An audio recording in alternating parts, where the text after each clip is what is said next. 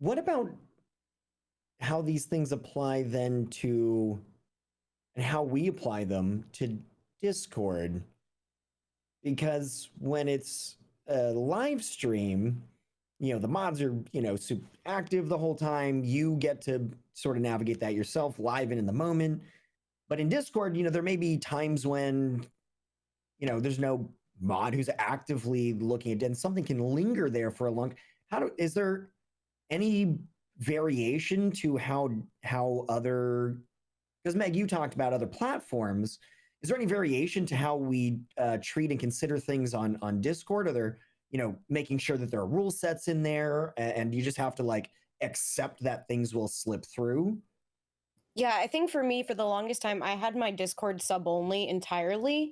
And that's kind of a good way to filter out, because kind of like what Loco was saying, a lot of trolls who want to troll, they're not going to spend $5 to get in your Discord. Yeah. But then I eventually changed it where almost all of the channels are sub only except for like the general chat channel. So that makes it a little bit easier to manage. And it is tough because you're right, it's a 24/7 platform. There could be times where maybe people aren't looking as much, but I think it really comes down to keeping an eye on it yourself and peeking in frequently. Maybe having some sort of bot that can moderate out certain words and certain language for you when you're not there. And then there are other things I have too, like people who are not subbed can't post photos and stuff like that, just to prevent like certain types of trolls and things like that. And yeah, I think those would probably be those are the main things that I do. And then just having a really good mod team that checks in. And of course, you don't want to be like, you have to be on 24/7 looking at this, but just if they happen to see it, and I'll try to hop in when I can here and there throughout the day too. That's interesting, because like that's actually the Blizzard rename your character in World of Warcraft approach to preventing trolling. They made that so it was a paid service simply because if you're kind of a jerk in the game, it's going to cost you money to get rid of that reputation. So like that's sort of the same thing. If you really want to be a jerk in my Discord, and you say, well, you've got to be a sub to be able to post something, well, like it's the same way with my Twitch chat. If you want to post a link without being any sort of moderation, you've got to be a sub. Yep. So you're gonna have to buy in for that, for your chance to be a scuzzy troll. And you know what? In the end, I'm gonna delete your link, but I'm still gonna have your money. So yeah. And so for Discord is an extension of the community. It is a community hub. So the rules play just as equal there. You have to follow the rules. It's rules of channel, it's rules of the community.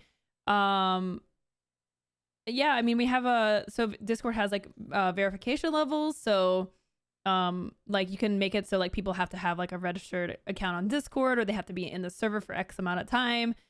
So those are things that make it really annoying for someone that just wants to like make an account to just troll.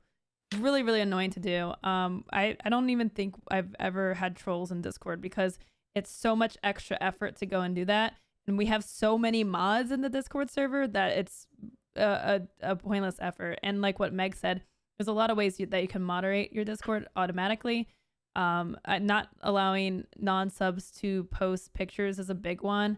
I think links maybe as well. Pictures and links. Not sure. Yeah. So there are ways to kind of make it really, really annoying for someone to waste time trolling. I just had an apostrophe. I'm sorry, that's a hook reference and nobody got it. So I'm moving on. I actually just realized. Yeah, I believe you mean epiphany, sir. Yes, lightning has just struck my brain. Yeah, there you go. There's the whole scene. But I just realized that, actually recently Discord has announced public servers. So you can actually get yourself listed in a public directory.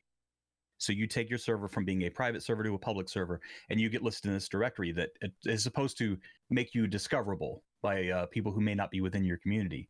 And actually, it's a tenet of that once you do that, you are now going to become policemen for your Discord. Your Discord has to remain a certain level of appropriateness.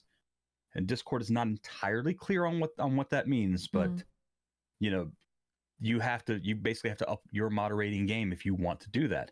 So it's not just a conversation that we're having about like how do you protect your Discord. It's also something you may want to think if you want to get some additional discoverability and try to drive people to you into your community and then from your community to your content, the opposite direction, you know, the bottom up approach as opposed to the top down.